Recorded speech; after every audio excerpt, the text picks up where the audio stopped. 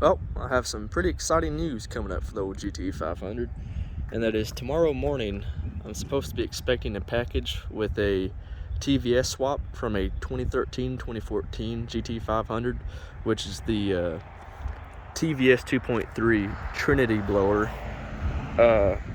and a 67mm twin jet VMP throttle body, the BPS high flow elbow, of course stock GT500, the 13-14 fuel injectors. I don't know, I hear different things online. They're either 52 or 56 pound injectors, but mine are the 56 pound injectors.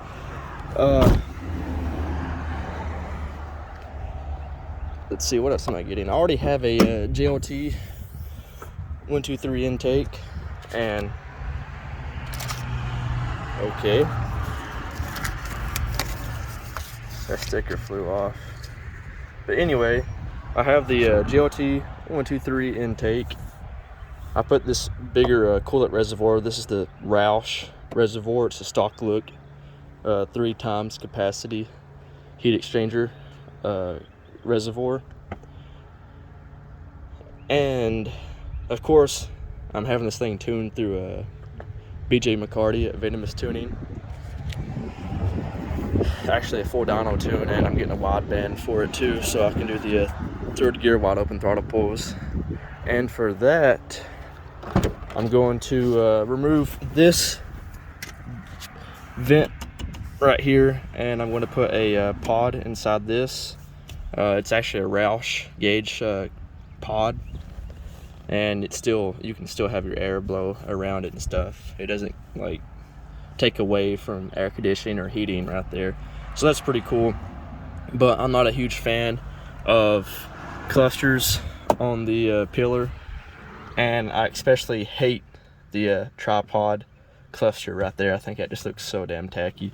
And I mean, those look tacky too. I just think of Fast and Furious, and I can't stand that stuff. So yeah, pretty excited. This car already has 373 gears in it.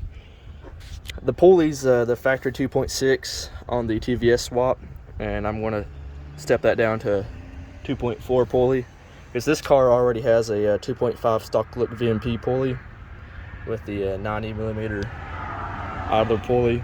So I can use the 2.4 pulley with my idler right now as it sits. I just have to buy the pulley kit to pull this thing off and put the new one on it. But yeah,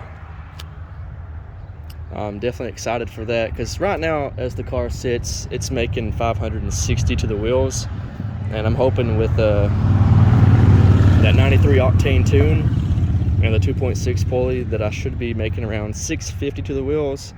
And if it doesn't dyno that, then I'm gonna go with the 2.4 pulley, because I want to keep this thing pretty conservative. I don't want to go too overboard, because this thing has a 2010 clutch in it, and of course the 2010 cars, it's a better clutch than the 0709 clutches, but it was never rated for the power that this thing's going to make soon. So other mods that I'm thinking of doing is eventually going with a if I can find a really good deal on a 13-14 heat exchanger, then I'm going to buy one of those and slap on it. I have a buddy that has one off his Terminator. It's an upgraded AFCO unit, and I'm thinking of maybe doing that if I can find a way to get it to mount. I think it will clear, but I have that on standby. But you know, of course, cooling mods are a necessity. That's why I went with the reservoir right there. But yeah, this thing, the supercharger, it's going bye-bye. TVS 2.3 slapping on in its place. 56 pound injectors, which are the factory 13-14 GT500 injectors. Keeping this intake because this is the 123 MAF, and it will work perfect. Other people use the 127 intake, which flows even more. And of course, like I said, the 67mm twin jet VMP throttle body, BPS elbow, and I have the Billet Shop or Billet Pro Shop elbow evap adapter. It's like a nipple that reuses this style evap system, because the 13-14 elbows have a different setup on them, so I have that on the way as well. And VMP plug and play booster pumps. And yeah, that's everything I'm supposed to be getting tomorrow. What's really aggravating is that today's Sunday, and everything that I had or I initially needed for the swap came in and was sitting at the UPS facility since 5 a.m. yesterday. So I have no clue why it didn't ship yesterday, because I would have had all this stripped off. But oh well, I guess I can wait tomorrow, and that way that will give me a chance to see if well, actually I don't even have my tune yet, so I gotta wait on my tune, the baseline tune, to even get this thing to run once I put everything on. So yeah, that's super aggravating. I took a video earlier, and that's why the sticker flew off. I done a 40 mile per hour punch just to get a baseline of how this thing is running, and then that way later down the road I can make that same 40 mile per hour punch with the TVS Swap, and that way I can have a side-by-side comparison of acceleration. So and of course the tune is going to account the 373 gears and the miles per revolution of the wheels, because you have to have all that tied in together to make sure its speedometer is accurate. So yeah, definitely excited about all of that, because this car, I'm shooting for 650 to the wheels, like I said, but it's factory exhaust manifolds, factory cats, factory X-Pop. The only exhaust modification are Flowmaster Outlaws, and that's just the axle back. So you can pretty much say that the exhaust is stock, and there's still a pretty good restriction with that. If I go with a free-flowing exhaust, I'm gonna pick up a lot more power. 700 will easily, especially with the 2.4 pulley. And that's with just the fueling mods that I have on it right now. I'm pretty sure with the boosted pumps I'll be able to hold that power fuel wise. If not, then I may go bigger injectors and aftermarket fuel pumps. But I'm not going to run E85 in this car.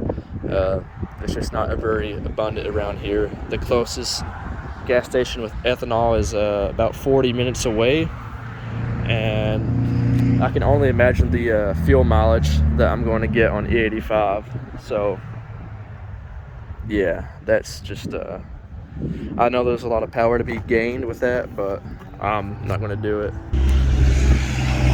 So yeah, this is going to be a 93 only tune. Well, 91 and 93, because I'm getting both tunes. It's 85, that's just yeah, too much trouble. And I went ahead and fixed that. That was driving me nuts. I'm going to take a video of the engine bay and then have that freaking eyesore right there. So this needs to be replaced anyway, because the car is definitely not tuned by Power Surge Performance. It was a long time ago in its lifetime, but not anymore. But it just looks pretty. So yeah, that's basically the updates with this car. I'm pretty excited about it. Can't wait to see like the performance differences. Like I said, that 40 mile per hour punch. Can't wait to have those videos side by side just to see the true difference. And the best part about the TVS Swap is that it looks factory. This is the M122. It literally has the same bolt pattern as the TVS, so you just take this off and bolt up the TVS. I think the only modification I may have to do, because I read up just a little bit online, that this crossover, this fuel line crossover, has a little bit of a clearance issue with the under hood insulation. So a lot of people just cut that little section out, and actually people recommend removing it completely, especially in the summertime, and putting it back on during the winter time. But I'm just afraid, because you know, the excessive heat. I know this thing has heat extractors, but that can usually ruin your vinyl stripes and affect your clear coat too over time. but I don't know. I might take it out. But yeah, totally stoked. I got the whole swap, everything, the elbow, throttle body, injectors, booster pumps for $2,000, and most TVS's are going for that alone. So yeah, I could not pass that up. Originally, I had no plans on upgrading the supercharger on this thing, but I seen that deal pop up, and you know, like I said, it's a factory, pretty much a direct bolt-in swap. So I definitely can't pass that up. And it's a very common swap, so there's a lot of information out there about it. So if anything goes wrong, then you know, you have all kinds of sources to pull up and kind of figure out where you're at with it and work your way through it. But man, pretty excited. Cannot wait for that truck to show up tomorrow morning. I hope the tune comes in tomorrow morning too. That way I can just start on it that morning and have it done by that evening, because the swap's going to be, like I said, so easy. Just pretty much you're just taking this off and swapping it with another one. It's a little bit bigger. It's exactly what you're doing. And the injectors, but the booster pumps, they're just a trunk pop away, and the plug and play kit makes it super easy. You just unclip one harness, clip in the piggyback, and then plug in your booster pump, and you're done. So yeah, anyways, that's just a little quick update on the car and my future plans with it. So hopefully that will satisfy me for a little bit. I'd like to hold on to this car for a little while. You know how I always like to buy, sell, and trade. So I'm already kind of dumping a little bit of money into this thing. So yeah, hopefully it'll stick around for a little bit. And plus, even if I do decide to sell this thing, there's really nothing else out there that I want. I would love to have another CTSV 6-speed manual, but the prices of them have just went up insanely high. But if I couldn't get a hold of one of those, I'd love to have a 1314. But there's really no point in that now, since this thing's basically going to be just as fast as a 1314 car.